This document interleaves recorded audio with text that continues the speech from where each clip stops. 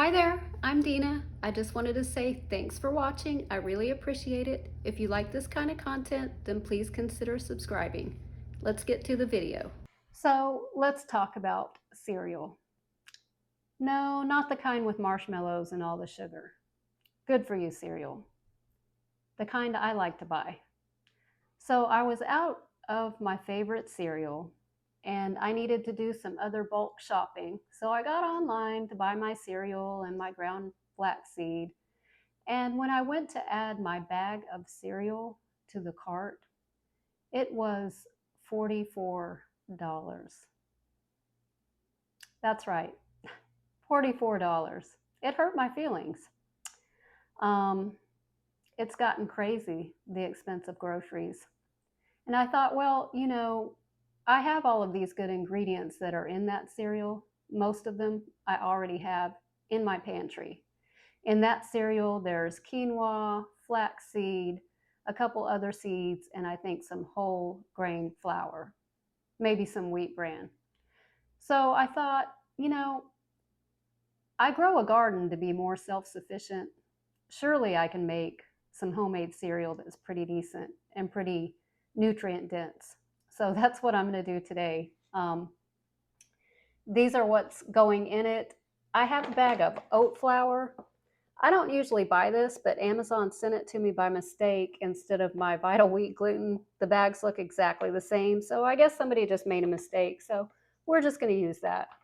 Normally I would grind up my own oats to make flour, but this is pretty convenient. Since they sent it, I might as well use it. And I have some red quinoa I'm going to grind up into a flour. And I have some heirloom corn. This is what I grew in the garden last year. I really enjoy growing this variety of corn. It stores well. It's great for a lot of things. I mostly use it for making tortillas and grits, and it's really, really good for popcorn and cornbread. One of the things about this heirloom corn is it's a lot lower in sugar and a little bit higher in protein than the commercially grown corn that you'll find at the store. So I'm just going to grind up these into a flour, and we're going to make like a paste or a batter out of that. I've done some research on some different varieties of cereals that people are making on YouTube, like the corn flakes, the cinnamon toast crunch, some wheat germ cereals. And this is kind of a combination of the methods and the recipes that I've seen. We're going to see how it works out together. I have not tried this before, but I'm hoping it turns out really well.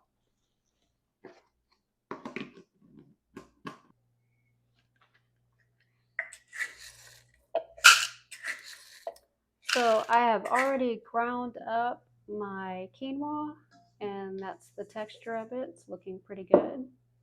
I didn't want to grind it too fine. I want to have like a little bit of texture in the cereal. This is corn silk. If you're wondering, it's not hair. It's corn silk.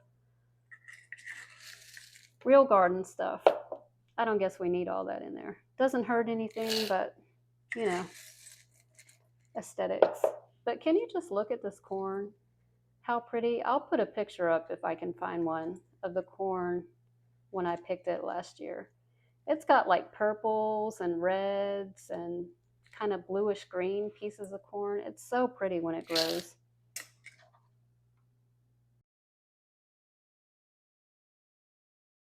And I have the corn flour, which I'm going to put most of it in and save some out. All the recipes that I saw making cornflakes left a little bit of corn flour out. Okay, so I have my quinoa and my corn flour, and I left a little bit of texture in there, so I think that'll be good. I'm going to go in with a cup of oat flour. Okay, and about a teaspoon of salt.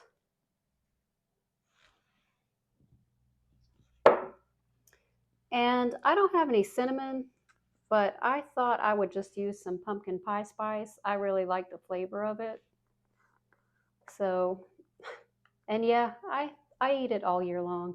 I'm not a September girly for the pumpkin spice. I really love it. So a good bit of that, maybe a little bit more. And some vanilla. So, oh, I haven't opened this yet. Okay.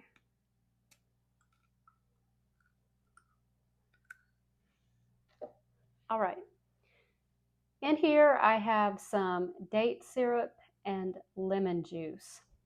You can use any sweetener that you want, sugar, agave, maple syrup, anything you want. But I have this, so I might as well use it. And when you're making things with grains, recipes with grains, you want to use a little bit of acidity or either sprout the grains or have it fermented like a sourdough. Phytic acid, that's what I'm trying to think of. The phytic acid in the grains can be an anti-nutrient, and having a sour ingredient in there or letting it ferment or sprout can help reduce the amount of phytic acid in the grains. So I have some lemon juice in here and some date syrup, and I'll put about a tablespoon, that was probably about a tablespoon of vanilla. And I want to make sure I get all of that date syrup out of there. So I'll just rinse that out. Molasses would always be a really good sweetener for cereals too, if you happen to have some. I just don't have any right now. So we're going to mix this together, and we're looking for a really loose consistency according to everything that I saw online. So I'm not sure how much water that will take. In my jug here, I have about 4 cups. I think most of the recipes were around 3 cups. So we'll see. We want it pretty thin to be able to spread out on our sheet pan. There are recipes that make it more like a dough than a loose batter, but the end texture to me did not look very cereal-like. It looked more like a thin bread. That's not what I'm going for. I'm going for cereal. So I think that's going to be good. I'm going to let this just hang out for a little while and let that quinoa and oat flour kind of soak in and get relaxed in there before I try to pour it out on the sheet pan. Okay, so it has been about 10 minutes. Got our batter here. And guys, I apologize if the noise in the background is distracting. My husband is outside doing some major construction. You might see him pass by the window back there on the excavator. But anyway, I just have a cookie sheet that I have sprayed lightly with avocado oil. I have 2 of them here. I might need a third one, we'll see. Most of the recipes call for lining your tray with parchment paper, but I'm out of parchment paper at the moment, so we're just going to go with this. So they all say to pour it on and spread it out really thin. So that's what we'll do.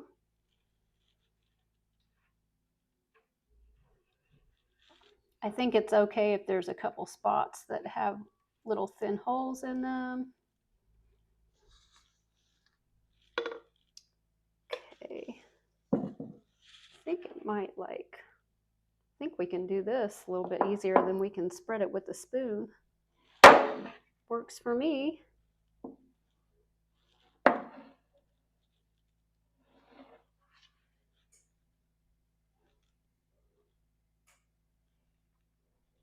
Oh, that's pretty satisfying, actually.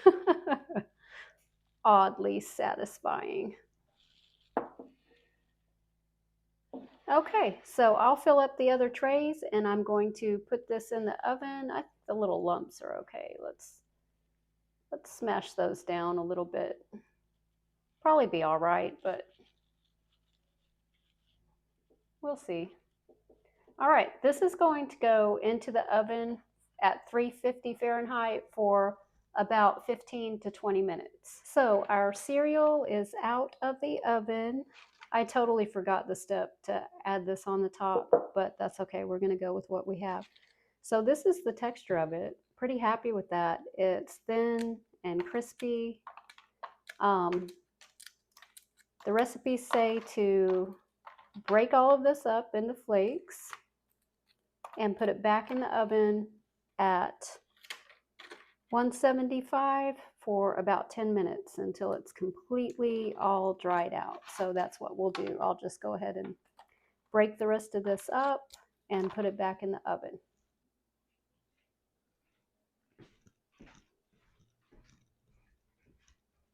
I have these all nice and broken up now. The other two are already in the oven.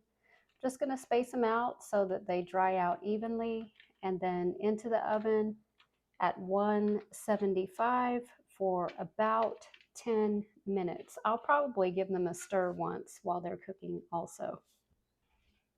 The cereal is out of the oven for its second bake, and you can hear how crispy it is.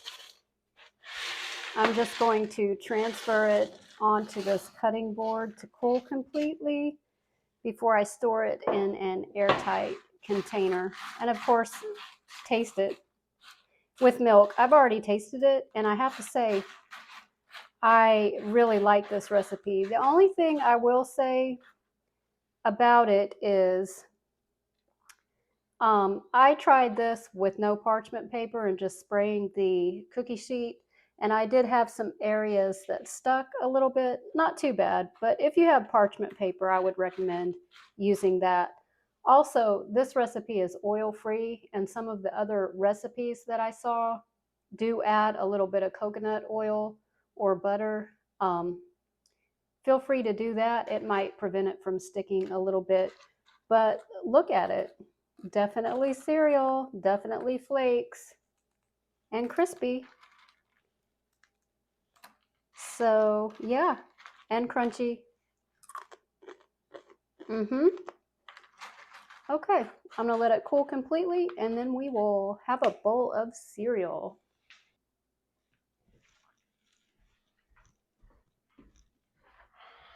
Okay, so it's cooled completely. Let's give it a try.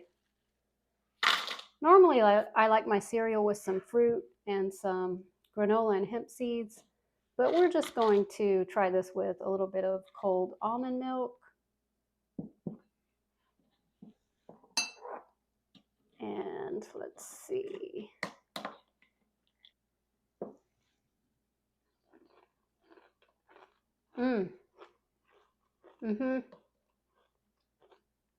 It's nice and crunchy, a little bit sweet.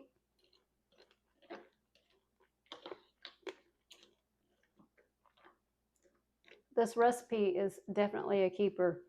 The next time I make it, the only change I'm going to make is I'm going to add a little bit more cinnamon, and I'm going to double or triple the recipe so that I can fill up a pantry jar full of cereal, because taking the time to make it turned out really good.